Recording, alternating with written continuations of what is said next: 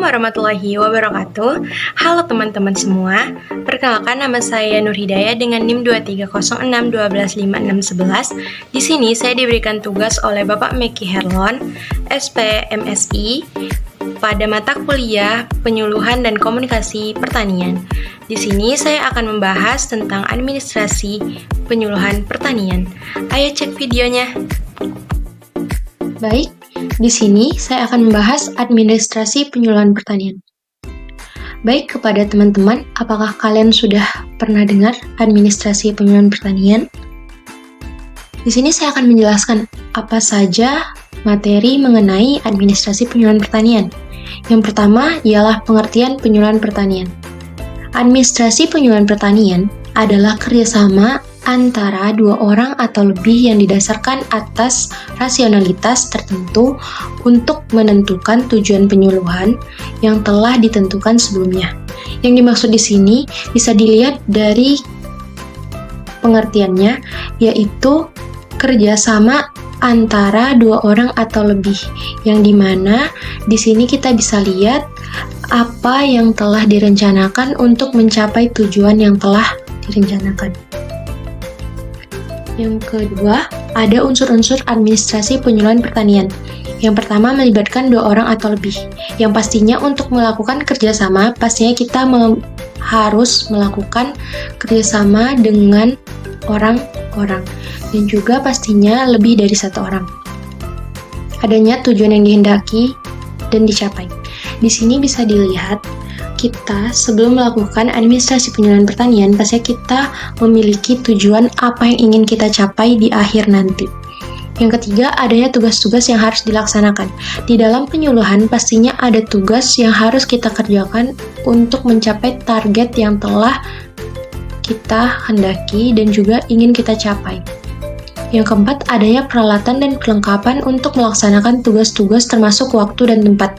Yang di sini pastinya, sebagai penyuluh, pastinya ada peralatan atau perlengkapan, yaitu contohnya alat peraga untuk melaksanakan tugas-tugas kepada petani untuk menyalurkan informasi, dan juga pastinya ada waktu tertentu ketika petani di lahan untuk penyuluh menyampaikan materi, ataupun ada tempat balai penyuluh di mana petani dapat berkunjung ke sana untuk menanya kepada penyuluh bagaimana cara mereka untuk mengatasi hal-hal yang ada di lahan. Tahapan administrasi penyuluhan pertanian. Di sini bisa dilihat pertama perencanaan. Perencanaan sendiri pastinya selalu ada di dalam kegiatan, yang dimana perencanaan ini pastinya dilakukan untuk menunjukkan bagaimana tataan pekerjaan yang akan kita lakukan. Yang kedua, perorganisasian. Di dalam pekerjaan pastinya ada organisasi yang kita lakukan untuk menjalin kerjasama yang baik antar rekan kerja. Yang ketiga, pelaksanaan. Pastinya adanya pelaksanaan yang akan dikerjakan untuk kita mencapai tujuan yang akan kita capai di awal tadi. Yang keempat, ada penyuluhan.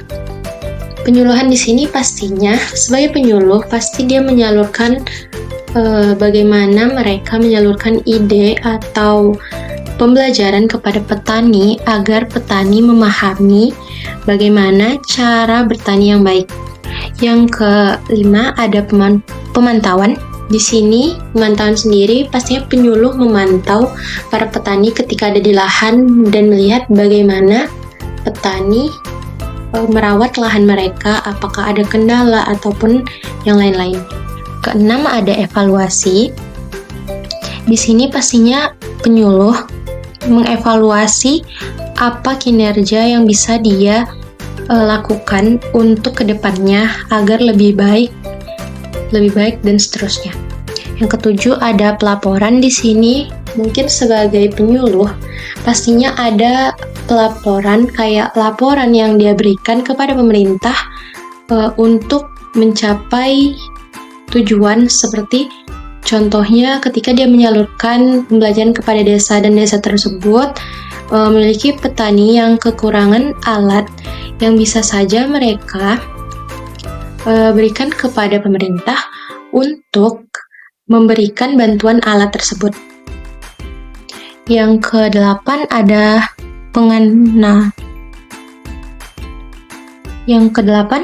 pembiayaan, yang dimana pembiayaan ini bisa jadi dari pemerintah yang tadi menyalurkan bantuan kepada petani yang kekurangan alat ataupun pupuk atau benih. Yang kesembilan ada pembinaan. Pembinaan ini pastinya dari penyuluh maupun pemerintah kepada petani, bagaimana cara menggunakan alat yang baik, bagaimana pupuk yang baik, benih yang baik. Dan juga yang ke-10 ada pengawasan. Pengawasan sini sama juga halnya dengan pemantauan.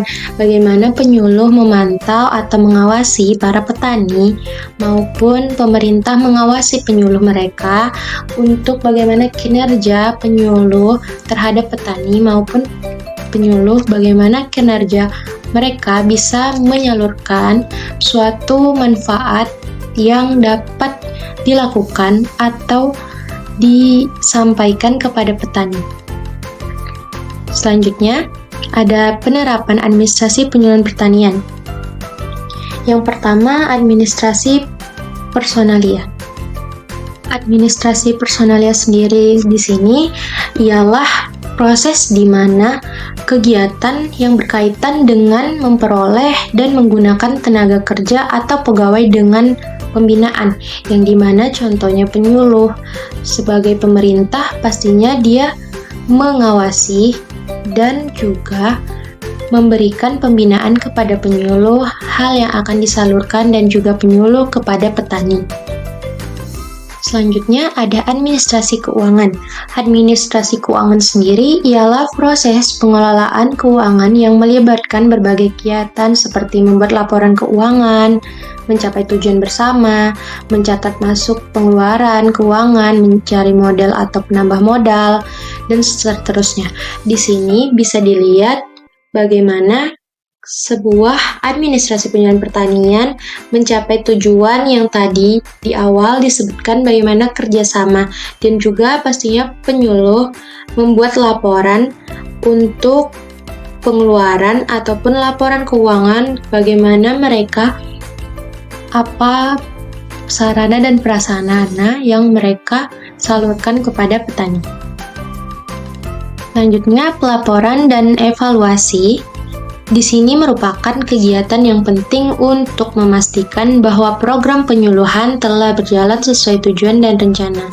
Yang pastinya, evaluasi sendiri berguna untuk penyuluh mengevaluasi bagaimana kinerja mereka, apakah pembelajaran yang mereka sampaikan telah sampai kepada petani dan dapat petani lakukan secara langsung dan dapat dipahami dengan cara mudah.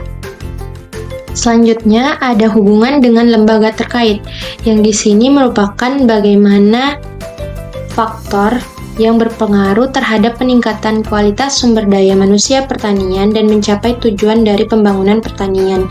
Yang dimaksud lembaganya bisa jadi lembaga yang menyalurkan akses kepada petani untuk penyuluh dapat memberikan bantuan atau menyalurkan pembelajaran kepada petani. Selanjutnya ada menyiapkan kemudahan dan perlengkapan untuk penyuluhan pertanian, yang di mana tadi saya telah sebutkan pastinya penyuluh mempunyai alat peraga, contohnya di mana penyuluh memberikan sampel ataupun brosur atau media proyektor seperti yang bisa ditampilkan kepada petani agar petani lebih paham dan mudah memahami materi yang disampaikan. Selanjutnya di sini saya ada mengambil sebuah jurnal mengenai administrasi penyuluhan pertanian.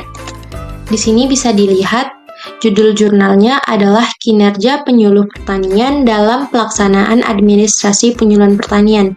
Di sini penyuluhan pertanian di Kota Palopo yang masih sangat dibutuhkan seperti halnya pada daerah lain.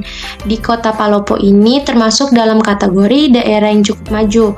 Dan menurut data BPS, jumlah luas lahan pada Kota Palopo sebesar 11,165 hektar.